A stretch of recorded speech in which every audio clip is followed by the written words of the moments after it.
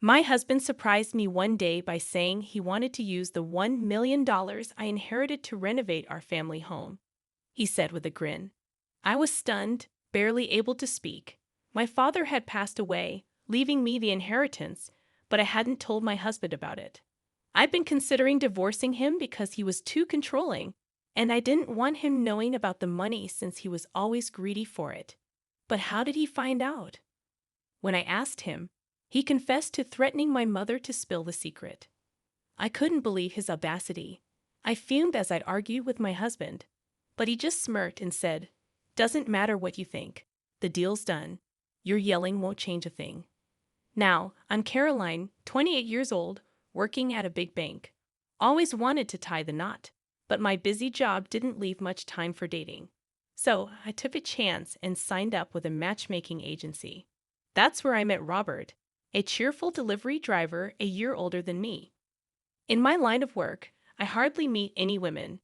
Meeting someone like you, Caroline, is like hitting the jackpot, Robert said, blushing. I feel the same way. It's wonderful to hear you say that, I replied. Would you go out with me? With marriage in mind, Robert popped the question. I said yes, and our love story began smoothly. We tied the knot 3 years back. At first, I thought we were a loving pair. I made more money than Robert, but he always praised me, saying, Caroline, you're amazing, such a career woman. But 3 years into our marriage, Robert's attitude changed. He started with sarcastic jabs like, must be nice, earning that big salary. And it wasn't just him. My once friendly in-laws turned cold. They used to be so sweet. Caroline, working at a major bank is impressive. You must have worked hard. We're thrilled our son married you, they'd say. Thanks. I'm lucky to have Robert, I'd reply. We're looking forward to having a great relationship with you, my mother-in-law would say, with a warm smile. At first, both my in-laws seemed so supportive, looking at us with loving eyes. Though issues with mothers-in-law are often talked about, I never thought it would concern me. But soon enough, their true colors showed. Caroline, you make good money, right? Give us some. I want a designer bag. It's not a big deal to help us out once in a while, my mother-in-law demanded, as if it were expected. But I just got you a dress for your birthday recently, and I don't lend or borrow money, even within family, I replied. They were furious when I refused. How dare you? We only agreed to this marriage because you work at a big bank. Truth is, we can't stand you. Sick of you always speaking your mind so clearly, my mother-in-law shouted. Exactly. What's the point of a daughter-in-law who won't give us money? Giving gifts for birthdays is expected. We're telling you to hand over cash. Even after we've asked so many times, you still won't give in. You're the worst daughter-in-law, my father-in-law scolded, backing up his wife. Robert simply nodded along with his parents' harsh words and didn't stand up for me. To add to that, he often splurged on takeout and expensive furniture without consulting me, saying, you make good money, so this should be fine. It wouldn't have been a problem if he used his own earnings, but his salary couldn't cover it all, leaving me to foot the bill. With the constant mistreatment from Robert and his parents, divorce started seeming like the only way out. Since we didn't have kids yet, I felt the decision wasn't as complicated, so I began preparing for the divorce. When I brought up the topic to Robert, he'd avoided it and refused to confront the situation. Divorce? I'm too tired today. I'm going to bed. He'd brush it off. Wait, Robert. We need to seriously discuss this today, I'd insist. But he'd ignore me and quickly retreat to the bedroom, persistently avoiding the conversation. I got a call from my mom during that time. Hi, Mom. What's going on? Listen carefully. It's about your dad. According to her, a recent checkup revealed that my father was sick and needed urgent hospitalization. Got it. I'll head to the hospital right away, I said, rushing to prepare. As I was getting ready to leave, Robert asked where I was going, and I explained about my dad's situation. But he just replied with a nonchalant Disappointed by Robert's lack of concern, especially considering it was about his father-in-law, I focused on going to the hospital without paying him any more mind. When I got there, I joined my mom to hear the doctor's diagnosis. Turns out my dad had cancer, and his time was limited. Both Mom and I were stunned. We debated whether to tell him the truth about his condition, but knowing he'd want to be fully informed, we decided to be honest with him. Returning home devastated, I was met with Robert's insensitive question, "Back from your dad's hospital, huh? How bad is it?" Despite my anger at his tone, I shared the grim news about my father. His response was callous. "Oh, weren't you talking about divorce? If you want to stress out your already ailing father with our divorce, I'm up for it any time." His despicable comment plummeted my feelings for him even lower. But I didn't want to burden my father further. Despite Robert's smug claims about being ready for divorce, whenever we discussed it, he seemed even more pleased. With my workload and a desire to avoid divorce discussions, I focused on being there for my father. Avoiding the topic of divorce seemed like a victory to Robert, worsening his attitude. "So, what about your dad's inheritance? How much are we talking about? I'm his son-in-law, so I should get a share, right?" "Can't wait?" Robert asked eagerly. "That's ridiculous. My dad is still alive. How can you even bring that up?" "Shut up. Don't raise your voice at me." No matter how much I objected, Robert seemed unaffected. His constant speculation about what he might get after my father's passing disgusted me. So, I started staying at my parents' house. I told my mom that I'd be staying there for a while since it was closer to the hospital. After some time, my father passed away after his battle with illness. He left this world peacefully, as if he were asleep. My mom and I cried so much it felt like we'd run out of tears. But with funeral arrangements to be made, we couldn't dwell in our sorrow. I called Robert to inform him about my father's passing and the funeral date. Although I still wanted a divorce, I felt obligated to let him know since we were technically still married. "So, your dad finally passed away. Sorry for your loss. I don't feel like attending the funeral. Too much of a hassle," he said casually. Despite my suspicions, Robert showed no signs of sadness.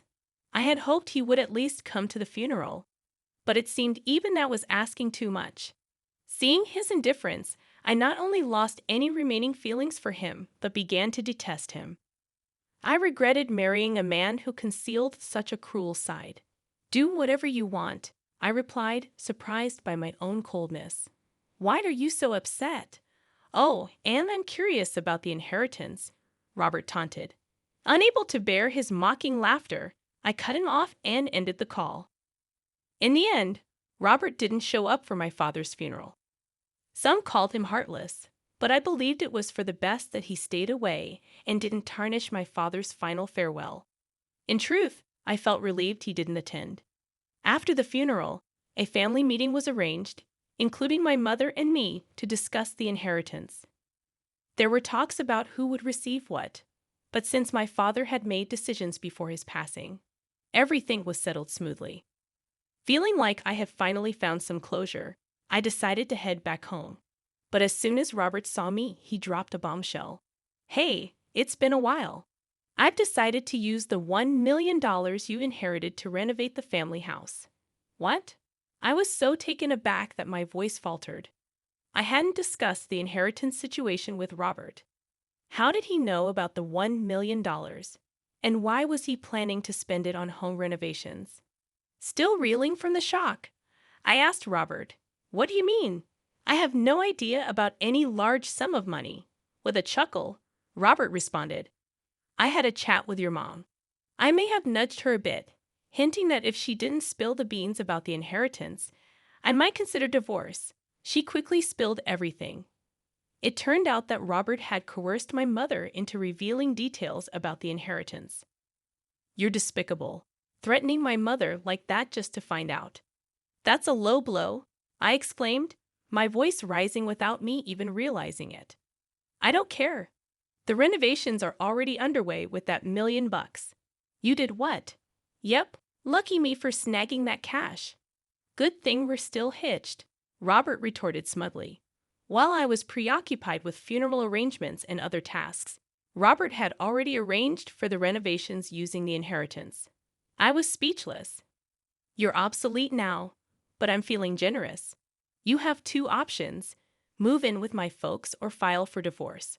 Robert's smirk was downright repulsive. I sighed deeply and replied calmly, I choose divorce, but I won't regret it. Robert laughed dismissively, as if I'd regret anything. With that, he handed me a lawyer's business card. From now on, we'll handle everything through this lawyer. And don't forget to transfer the inheritance to my account, he added. Silently, I packed my belongings and left. Even as I walked out the door, Robert kept reminding me, don't forget about the inheritance. When I recounted everything to my mother, she seemed taken aback. She hadn't realized how strained things were between Robert and me. She also apologized for divulging details about the inheritance to Robert. It's all right, Mom. I should have told you everything. But Robert threatening you is the worst part. I reassured her, then asked if I could stay at our family home until I found a new place. She readily agreed. The following day, my phone buzzed incessantly with calls from Robert, all of which I ignored. Eventually, Robert showed up at my parents' house, ringing the doorbell persistently and causing a commotion. Despite my attempts to ignore him, Robert refused to leave and continued to shout loudly outside. Hey, open the door. I know you're in there.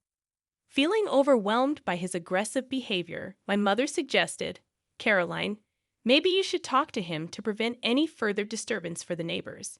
It might not lead to anything productive, but if things escalate, we'll call the police. All right, I understand, I replied reluctantly.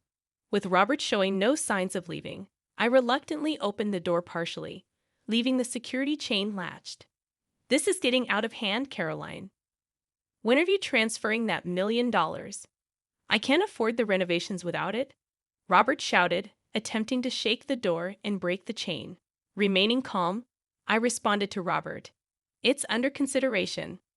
Confused by my reply, Robert looked puzzled and asked, What do you mean, under consideration? I confronted him with the truth, saying, What I inherited was my father's vacation house. It's not in cash, so I can't transfer it to you. Robert's eyes widened in shock. But then, I had something that surprised me too. How did you manage to secure a $1 million renovation contract? Usually, they wouldn't agree without proof of funds. Well, I have a relative who owns a construction company. I mentioned I'd be receiving $1 million soon, so they skipped the usual checks, Robert explained, looking stunned. If that's the case, remember when I warned you before we decided to divorce? I reminded him. I did warn you properly. You've got to be kidding me. I already paid a deposit of $3,000. I planned to pay the rest in installments, but now I can't. What am I supposed to do? Robert panicked, continuing to fuss. The wife's property is the husband's too, right? Even if it's not in cash. Hand over that $1 million vacation home. We're still married, right? You've got it all wrong, Robert. Inherited property isn't shared, it's solely mine. Not a cent goes to you. And just so we're clear, we're not a couple anymore. We're total strangers, I asserted firmly. Upon hearing this, Robert's expression shifted from despair to rage, his face turning beet red as he began screaming louder than ever. Stop playing games. I'm calling off the divorce. Give me the inheritance right now, he demanded, attempting to grab me through the door gap. Witnessing the altercation, my mother swiftly dialed the police. Robert withdrew his arm upon hearing her on the phone, but then smirked unexpectedly. I'm done with you, he sneered before fleeing the scene. After he left, the police arrived. While the doorbell camera footage seemed to suggest action would be taken, the officers advised me to prioritize my safety and to avoid engaging with Robert in the future, regardless of the circumstances. They instructed me to keep the doors locked and, if necessary, pretend I wasn't home. 3 days later, I received another call from the police regarding the documentation concerning my father's real estate. When I returned to my parents' house after divorcing Robert, I had put the real estate documents in my bag, only to discover they had vanished. Upon being informed that the documents were found, I headed to the police station where Robert was unexpectedly present. To my shock, It turned out that Robert was the thief who stole the documents. As I demanded an explanation, exasperated, Robert wore a sullen expression and muttered, "You thought there might be cash in my bag since I inherited $1 million, right? So when you went through my stuff, you stumbled upon some important-looking documents related to the inheritance and decided to take them." Robert explained that he hadn't examined the documents closely at the time. It was only after learning from me that the $1 million wasn't in cash, but a vacation house that he realized the documents he took were the property title of that house. Later, Robert, assuming that selling the property title would convert the inheritance into cash, took it to a real estate agent, accompanied by my in-laws, to initiate the selling process. However, upon my arrival, the realtor informed me that since the title was still in my father's name, they couldn't proceed with the sale. As the inheritance division discussion had just taken place, I was in the process of finding a notary to transfer the title to my name. Even if the inheritance had been finalized, the property would still be under my name, making it difficult for Robert to sell it without my consent. In frustration, I demanded that they purchase the property since it belonged to my father-in-law. Their response was to call the police on me, likely due to Robert's aggressive behavior, which raised suspicion among the employees. As I stood in shock, Robert began making absurd claims to the police officer. "I was just trying to sell it on her behalf. I didn't steal anything. I haven't done anything wrong. Please let me go," he pleaded, contradicting his earlier admission of taking the documents. Remaining composed, I clarified to the officer, "That's not true. I didn't ask him to sell anything. He stole it on his own. Plus, the documents he took were just copies, not the originals. Even if he tried, he couldn't have sold them." "You set me up. Don't play games with me," Robert shouted furiously, spitting in anger. I responded icily, "What are you even talking about?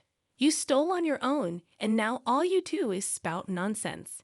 Just face the consequences of your criminal actions." Frustrated, Robert bit his lip, and as a result, he was arrested for theft. With news of Robert's arrest and the loss of the $3,000 deposit broadcasted, my in-laws, now exposed as the parents of a criminal, were compelled to relocate from their town. Later, they seemed to hold a grudge against the real estate agency that reported Robert, resorting to making harassing calls and spreading rumors. The real estate agency, understandably outraged, filed a lawsuit against them for obstructing business and attempted fraud, as they had tried to sell property they didn't own.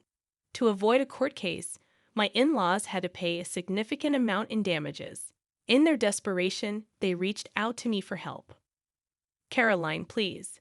We used up our savings for the deposit, and now we're in debt to pay the settlement." My ex-mother-in-law's voice trembled with urgency, but I felt no sympathy. "Why are you asking me for help? I'm divorced from Robert, and as far as I'm concerned, you're strangers to me now." I responded firmly. She pleaded, "You're wealthy, aren't you? Can't you spare some money? We'll pay you back, I promise." "I don't believe that for a second. I'm ending this call. Don't contact me again," I replied coldly, before hanging up and blocking both their numbers. Robert's number had been blocked long ago. Knowing Robert knew where my parents lived, I decided to sell our family home and moved with my mother for safety. As for the $1 million vacation house, I put it back on the market, and it sold without any issues. Now my mother and I live peacefully, cherishing the memories of my father.